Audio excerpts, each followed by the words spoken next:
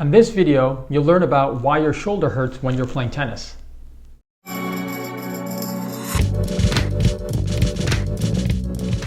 Hello, this is Siddharth Tambar from Chicago Arthritis and Regenerative Medicine, where we specialize in evaluation and treatment of arthritis, tendonitis, injuries, and back pain. Shoulder pains are a common injury and symptom that people who play tennis experience. And the reason why is because of the above the head activity that's done when you're serving and hitting overheads. To understand this, you have to first understand the anatomy that's involved at the shoulder. To begin with, there's three different joints: the glenohumeral joint, the acromioclavicular joint, and the sternoclavicular joint. These are supported by multiple different layers of soft tissue structures, including the rotator cuff tendons. That's 4 different rotator cuff tendons, as well as a biceps tendon that help to provide power and support with the shoulder as it goes through a range of motion. There's also quite a few different ligaments that help to attach the bones together. These ligaments provide stability as your shoulder is moving through that range of motion. There's quite a few different nerves involved as well. That starts with the nerves that come from the neck, then the brachial plexus, and then the peripheral nerves. These nerves help to coordinate and control your range of motion as your shoulder is in action. When all of this is combined together, your shoulder is able to go through a very wide range of motion with strength and stability and without pain. If you have pain, it's a sign that one part of that anatomy or process has been injured or is dysfunctional. The concept of biotensegrity, which means that the overall structural unit is stronger than the individual components, would indicate that if you have even one structure that's not working optimally, it can then cause significant pain and dysfunction throughout the entire shoulder. To understand why you can develop pain if you're playing tennis, it's important to understand the overall injury pattern that classically develops. So typically when you're swinging above the head, such as when you're either hitting an overhead or with a serve, you are putting additional stress on the structures of the shoulder. As an example, if you have a strain of one of the ligaments of the shoulder, in particular the inferior glenohumeral ligament, that can lead to instability in that shoulder joint, which then leads to more stress on the rotator cuff above the ligaments, which then ends up leading to an injury of the rotator cuff tendons, which can then either just be a mild injury or even a tear.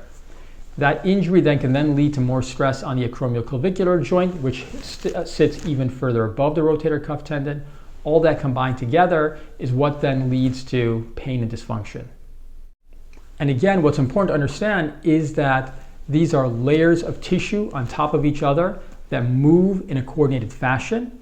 And as one layer gets injured, the layers above and below that can then also be injured and progressively get damaged.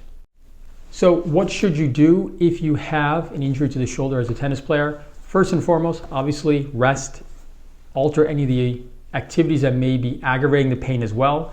I would strongly recommend also having your serve videotaped. And the reason why is because if there's any abnormal motion as you're serving that's putting more stress on the shoulder, that's something you'd want to correct.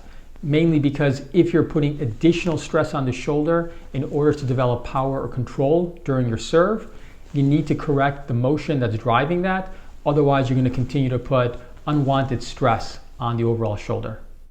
If you're not getting better with just conservative management, as I've described, you then should get evaluated by an appropriate physician who has experience treating and evaluating shoulder injuries.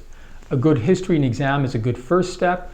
I strongly recommend doing a diagnostic musculoskeletal ultrasound at the bedside while you're actually being evaluated. And the reason why is because you can actually look at the rotator cuff tendons at rest and in dynamic motion to see if there's any stress. You can also see if there's any instability or impingement on the tendon as well, which can then pretty quickly give you a diagnosis and then give you a set of steps for helping to get better.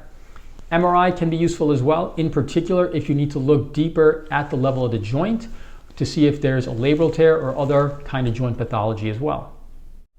First-line medical treatment for a shoulder injury, in particular rotator cuff injury, would be physical therapy, where they work on scapular stabilization, which then leads to progressive strengthening of the muscles around the rotator cuff tendon.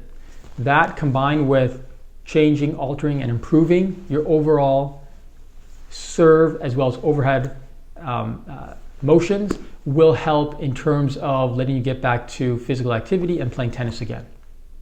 If you're not improving adequately with just that next step of medical care, I would then recommend an injection treatment. I don't recommend steroid injections in general for shoulder issues because it can damage some of the soft tissue.